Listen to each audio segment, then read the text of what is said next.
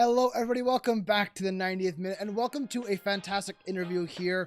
I am Liam, Brett was, and the good friend of the channel, Mr. Brendan Dunlop, is here once again.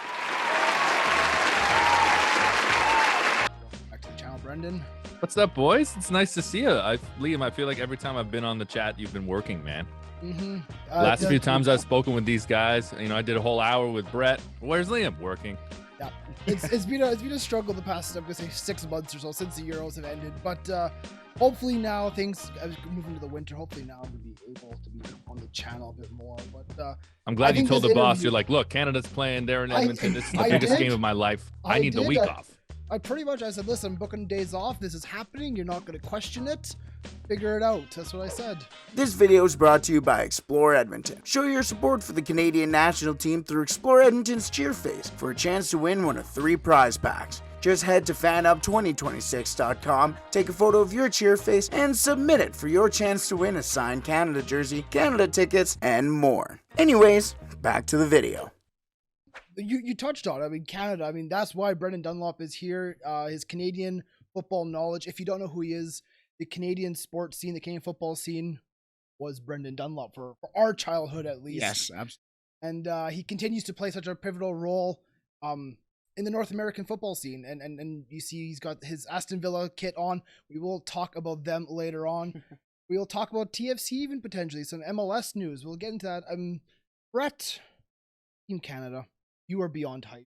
Oh, I'm so happy. Beyond hype. And a buddy of yours, Craig Forrest, tweeted yesterday that he sees Edmonton as not only the home for the Canadian men's national team, but for the Canadian women's national team as well. I thought that was such a, kind of took me back a little bit because it makes me a little bit emotional. It doesn't get put on the map very often. And when it does, I think it always seems to do itself proud. Maybe if you could speak to the importance of just these next 2 matches being here in the North. This is the North, baby.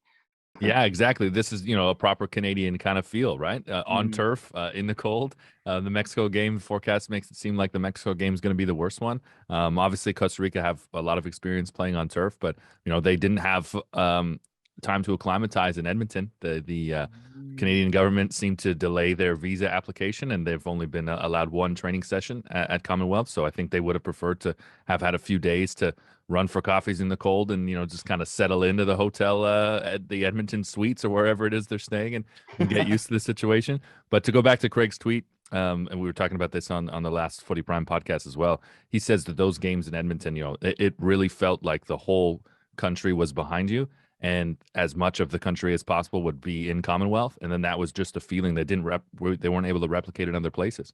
And when they had these big games in Montreal and they had these big games in Toronto, the visiting support was massive because it was accessible. And especially, talk about pre-COVID, they put these games in Montreal against Honduras, a big World Cup qualifying game, and it's 80% blue. And the sponsorship at the time was the blue bank, and they were giving out blue thunder sticks. It looked like they were playing an away game, right? And they never had that feeling in Edmonton. In Edmonton, it was just this love that came out, and it didn't matter what run they were on. It didn't matter, what players were in the team. The support was always there. The turnout was always there. So I think it's brought back a bit of nostalgia, which we all appreciate the older we get. And he's sad that he can't be there to work or to be there in Edmonton to see the game as a fan, but he's very happy that Alphonso Davies and this young crop can have that experience that they loved so much when they were playing. Plain, simple, easy question for you. Canada's 2 matches at Commonwealth Stadium. Yeah. How many points do they get out of those 2 games? You did ask me this off the start. I'm sorry I didn't answer that. I think it's possible that they could come away with 6, which is wild. It's wild. I think 4 would be fantastic, and 4 is probably more realistic, right? What I like about this 2-game setup, and I like that in this window, they're only playing 2 games instead of 3. They have a bit more time to work with each other. It is 2 more full training sessions or 2 full more days in kind of their camp to just try things, which I think is great. Sorry, Brendan, I was going to bring up something. I was looking at the weather for coming up here for Canada against Mexico. On Monday in Edmonton, there is a 70% chance of snow, 60% chance of snow on Tuesday. There will be snow. Yeah. There will be snow. So does that mean it'll be warmer then? Because when I would look at the forecast last night, I think it was -9 they were projecting, but it wouldn't snow if it was that cold. Tomorrow, it's gonna be like +5, -4 with the wind chill. So Tuesday will be chilly. It's gonna be chilly.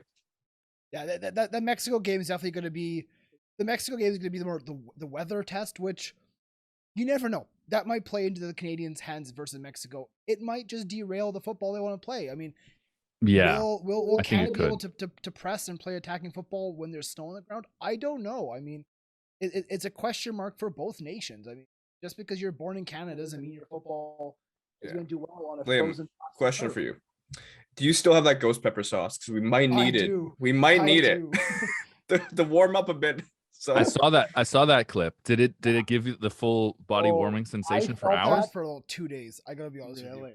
My stomach was like on fire for 2 days. Wow. It was So- I'm sorry. It's okay. But to go back to Canada, I was going to ask you, Brendan, Jonathan David. We've seen him have success in Liga and with Lille recently. How can Canada get the most out of him right now? Because it seems like he hasn't brought that to the international level right now. Yeah, in this window, he definitely, in this qualifying cycle here in the Oct, he definitely hasn't played to his level. I think he's left quite a few fans a little disappointed. And in that last game against Panama, you can see he was almost a bit snake bitten, right? It seems like maybe lack of confidence or in his own head. But the team's definitely around him. We know that the quality and the ability is there. And you look at him at Lille, actually, and I think that it's interesting, the parallel that if you look at this octagon as a brand new cycle for Canada, because he performed in the lead up to this, he scored boatloads, and I can't remember, it's Suriname, or he was on the score sheet in that lead up to this octagon final stage. But when he first went to Lille, he didn't score for 10 games. Yeah. And he still kept getting on the team sheet, and he still was getting chances. He was playing at least an hour. And I had thought, come probably this time of the year, November, maybe he just finally started to score. I thought, you know what, he might go out on loan in January. Like maybe it was a move too big, a move too soon. And he ends up being the second leading scorer. He's the leading scorer in Liga now. I think it just takes a minute, and obviously international football is totally different because you have these interruptions, you do have different pieces changing. Having Larin back, having Atiba back, just as far as the camp goes, I think that normalizes the situation a little bit, and I think this should be a different camp for Jonathan David. I think we'll see more like himself because he's playing at that level for club, and for country now it resembles more of the complete package, unlike this last window. I want to talk about Tajon Buchanan. I was watching the last Revolution game. They played. I said LAFC last time. I was wrong. It was Inter Miami. That's who they played. They played Inter Miami. And the way that he influenced matches, not only by just being in the right position and playing good football, but got under people's skin. He was all over the place. He's tracking defensively. He just makes great plays and makes a great influence on the game that I don't think a lot of people really expect, and a lot of people really don't. Totally. Yeah, well, it's almost hard to quantify because you don't see it that often, right? Like a winger, an attacking player, very few are able to be as involved defensively and track, across the pitch the way Fonzie and Tajon can do. And if that's the new standard now, it's almost as if has Tajon adapted his game to model Fonzie a little bit, because especially when Fonzie plays for the national team, whether he's actually starting as forward or starting at left back, he's going to be heavily involved in the other side, more so than most people. And I would describe Tajon that the same. There's another stats thing, man. I would love to see the miles these guys are running. Show me the GPS of that. That should be mandatory. You don't have to. It doesn't have to be for everybody, but can we find some type? Put it on like behind a paywall. I would love to see what those miles are for just a few guys. I think we CSA work something out here to make that available for us. You look at Tajon though, man, as you say, like being involved in this national program and now being such like a key piece and a key weapon. Time has been totally turned on its head with the pandemic, right? Sometimes March 2020 feels like a couple of months ago. Sometimes it feels like 10 years ago. Tajon wasn't even involved in the qualifying campaign, right? He was on the Olympic qualifying team, and he wasn't in whatever that cycle was when the men's senior team was playing. He was with the Olympic team, and now he's like first on the team sheet with the men's team, just in this pandemic stretch. And with all the other weapons and all the other talent we have, like, man, it's super exciting. So let's go back to Belgium because he'll be at Bruges next season. Those fans have got a special player, and the Revolution, witnessed a special player and may win MLS Cup with him, man. I think it's amazing that worked out for both player and club, that he's able to stick around for the rest of this MLS Cup run. And I wouldn't bet against them right now, man, because of him. I think that's an exciting move for him to move. I mean, it's actually an established club, good track history of young talent. I think that's a club that he could really push on. In 5 years or so, we might be looking at Tajon Buchanan at top of football's leagues kind of thing. Never know. I mean, I think that's a really good, perfect move for him right now in his career. I do too, man. I think it's great too. It shows awareness of guys like him and Jonathan David to pick those situations, because both of them had been presented with loads. They had lots to choose from, much bigger clubs. Don't know specifically, but there was Premier League clubs kicking around for both of them. And they chose situations where they thought they could develop best and suit in best. It's not to say stepping stone, but obviously that's how they're looking at things. How do I continue to progress? And both, I think, have chosen situations that seem to be ideal for developing and getting better. I was going to say, there's a player on Canada's team that I think deserves a lot of praise. He's been very under the radar, I find, is Estacio. I don't know how you fully pronounce that, but I love watching him. You got it. I don't know. He does everything you want out of a midfielder. I mean, he has a Portuguese background, doesn't he? Yeah, he is Portuguese. So he could have been involved in the Portuguese program, and I believe he was at youth level. Actually, if you got his page up, he's from Leamington, Ontario, which is the southernmost point in this country, which is not too far away from where I grew up in Windsor. But he went back to Portugal. I believe he was born in Leamington and went back to Portugal the age 9 or 10, and has played in a professional setup since he was a boy. So he's at Paços de Ferreira, and Stephen Estacio is the anglicized version of his name. But he's such a great player, like and such a fun player to watch. Like, I'm with you there. Just watching his evolution too in the system. A couple of years ago, I saw him do an event with Christian Jack when he'd first committed. So this was been end of 2018, I think, and thought, okay, like, exciting, like he might kick on, but like, we'll see. And now it's like also the Tajon effect. Like, this guy's got to be in the team, and you're getting you're getting a real fight. And for a man who's not particularly large in size, man, is he a massive player on the field. He facilitates too. Like, he kind of like you mentioned Buchanan in that way, but just he facilitates from back there and just forces ball, just things that you don't really expect. And another one of those underrated talents that I think can really grow in the next underrated young talent. Yeah, which I think is the most exciting part is this is such a young team, and this is really the first major trophy or major competition that they're really challenging for. Canada is going to be hosting this World Cup in 4 more years. What is this starting 11 going to look like? What's the depth going to look like? Really, Canada could be going into that World Cup with an actual squad of world-class players. I mean, they're littered around right now. Yeah, man, with a few players that are on a 5th pro, best 11 at the end of a season, right? That's wild. I've said it often, this summer there was, I think, 6 men's champions and at least 4 women's champions in this past season.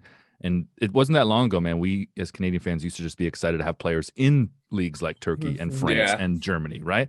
And now, like, they're winning these leagues, and on the women's side too. Like, that is amazing. So yeah, man, I'm very excited about 2026. There are a few players, obviously, that won't be involved in that have been, legends. And we talk about, trailblazers and carrying the flag like Atiba Hutchinson. Like, I really want them to make Qatar in general. But qualifying for Qatar is like doing it for Atiba. Exactly.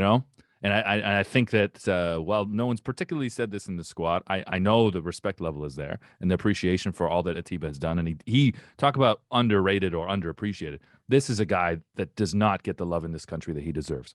Having captained in the Champions League, having played in won domestic titles in Europe, playing in 2 big leagues in Denmark and Turkey his entire career, and most people don't even know who he is. And he's doing it like Brady and LeBron and Ronaldo into his late 30s, and he looks better and fitter than ever. 100%. Brendan, yet again, you have been fantastic on the channel. We always appreciate when you do pop in, comment on our Instagram, you join the streams. It's obviously fantastic that you are so supportive of what we do over here. We greatly appreciate it. The Canada discussion, fantastic. Let's each give our scoreline predictions for Canada, Costa Rica, and we will wrap up this one. Oh no, I have the Come on. pressure of You're going first. Okay, I do. Oh no, I think we will give something up at some point just because we'll press. But I'm giving us a 3-1. Why not? I'm going to be a bit less confident. I'm going to say 2-1. Alfonso Davies with the Brits. I think Brendan pointed out how Costa Rica didn't have any time to train. I think it's gonna play a factor. I'm gonna go 4-1 Canada. Dang. And the hype with Commonwealth is just it's gonna be crazy. That would be great. Yeah, the hype would be amazing. I think it's the hype that has me scared because my gut says, yeah, like 2-1's a realistic scoreline. And, you know, Costa Rica should have some quality and maybe some familiarity with turf in general, right? Like having not been able to acclimatize to Edmonton, well, they're going to be pretty good with, I think, that field. If it's, you know, near the conditions that they are used to. Obviously, it'll be a little harder, I think, and colder, but I think the turf won't be as much of a problem for them. But yeah, I have this pessimism that just comes from being Portuguese and Canadian. So I'm going to go 1-0 Canada. Ooh. I think there's a lot of hype, right? Everyone's super excited, and sometimes you just don't get what you want. That's true. I know that feeling. Yeah, Like life of the 12 United euros. fan. Yeah. People are underestimating Costa Rica. I mean, this first game is the most important game. You have to start well. I mean, you go into that Mexico game with a loss or even a draw against Costa Rica, the nerves are going to be there and it's going to be tough for them to kick on against Mexico. This is the important game against Costa Rica. We can't have another Jamaica game. The game was shocking for Canada. Agreed. But this conversation was fantastic. We appreciate your time, Brennan. If you did enjoy this, leave a like and subscribe. Thank you for joining the 90th minute today, and we will see you next time. Goodbye.